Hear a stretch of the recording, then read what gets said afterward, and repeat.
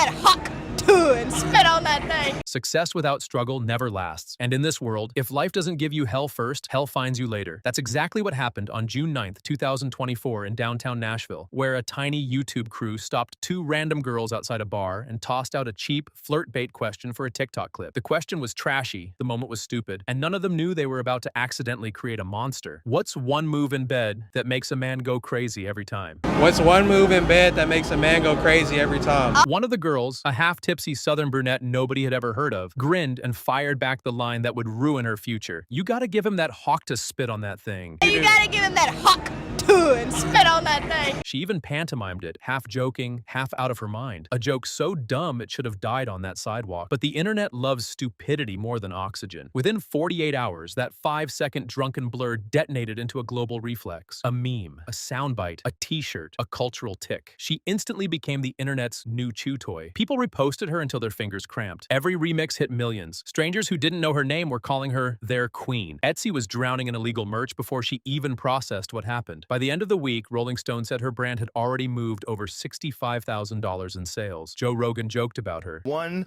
weird video, it's so funny that the whole world sees. Someone tattooed her catchphrase on their leg. Eminem dropped her in a teaser. She became the world's favorite cartoon character without even trying. But internet love has a timer, and just 176 days later, her name would be splattered beside fraud, lawsuit, and federal investigation. The same girl who made millions laugh with a spit joke would be accused of running a crypto scam, draining her own fans dry, and hiding behind lawyers the moment CoffeeZilla showed up. The fall was vicious, public, and deserved. But to understand the collapse, you have to see the reckless climb. Before the world turned her into a meme, she was just Haley Welch from a dusty Tennessee town nobody visits on purpose. Population 6,000, the kind of place where gossip spreads faster than Wi-Fi and everyone knows whose truck is parked where. She worked back-breaking factory shifts, lived with her grandma, and escaped her routine once in a while with cheap drinks and loud bars. That was her life. Small, quiet, predictable. Then Tim and DTV showed up. They were nobodies too. A tiny YouTube duo filming late-night street interviews outside Nashville bars.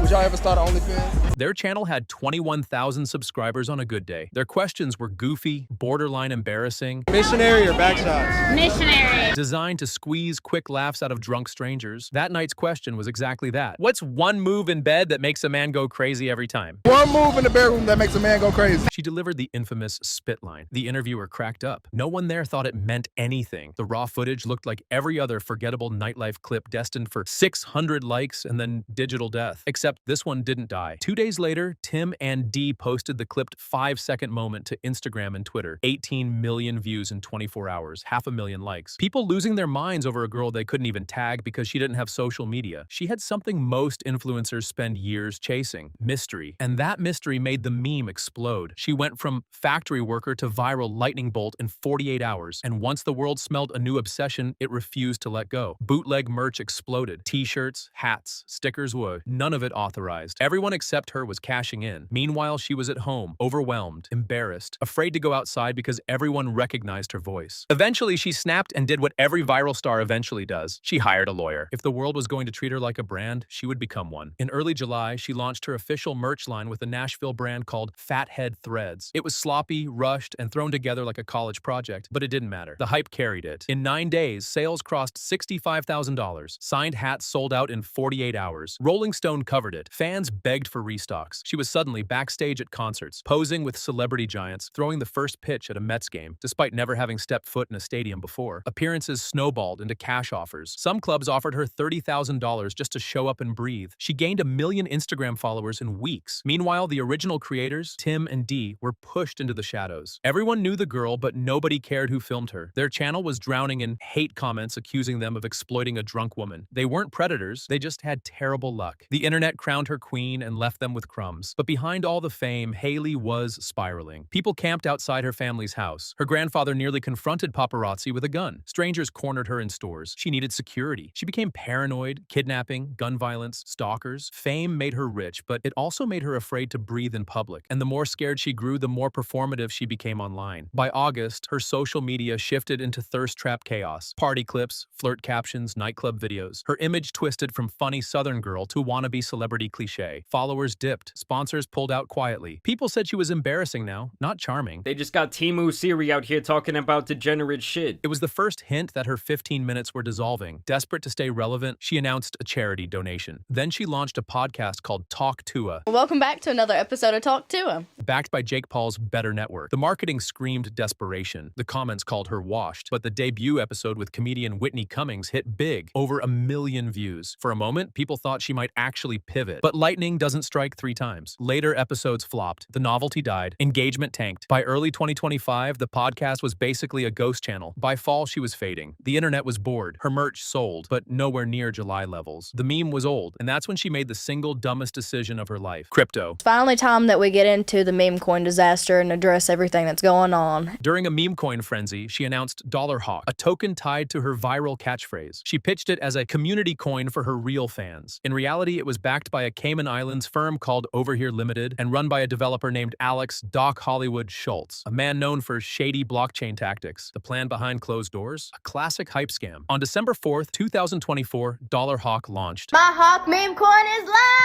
For 10 minutes, it looked like a miracle. The token hit a $490 million market cap. People thought they were early investors in the next Dogecoin. Then it crashed harder than any influencer coin that year. Within 20 minutes, the value collapsed 95%. Blockchain records showed a horrific truth. 96% of tokens were controlled by just 10 insider wallets, nearly all tied to developers and early investors. Pre-sale raised $2.88 million, mostly from Asian wallets. Those wallets dumped instantly, leaving regular buyers, her fans, holding worthless bags. People lost life savings. Some lost $1,000. Some $180,000. Millions evaporated. And Haley became the face of it. Then CoffeeZilla arrived. He dissected every transaction. We're breaking down the Hawk Tuah scam. Exactly how it happened. He confronted her team live on a Twitter space. He called it one of the most miserable launches he had ever seen. Developers panicked. Lies fell apart. Insiders contradicted each other. The narrative that she was just the face collapsed when leaked documents showed she was actually paid $125,000 upfront, $200,000 bonus, 50% of profits via liquidity pools. This wasn't naivete. This was a collaboration. By December 16th, 2024, a class action lawsuit representing 176 victims was filed in Florida. The FBI and SEC opened preliminary investigations. Headlines turned brutal. Former collaborators distanced themselves. Her name stopped being a joke and started being a warning. By Christmas 2024, her career was dead. Her meme was dead. Her image was radioactive. And by January 2025, she disappeared completely. No uploads, no statements, nothing. The viral girl who spit out a joke on a Nashville sidewalk burned through fame, money, credibility, and humanity in half a year. And in the end, she became the one thing the internet never forgives: a punchline with victims. And that's the truth. Raw, unfiltered, and exactly what nobody else will tell you. The story doesn't end here, but this chapter does. If you're still watching, you clearly care about the real side of things, not the sugar-coated version everyone else is pushing. So do one thing. Hit that subscribe button, drop your thoughts in the comments, and tell me what you want exposed next. Because this was just the beginning. See you in the next one.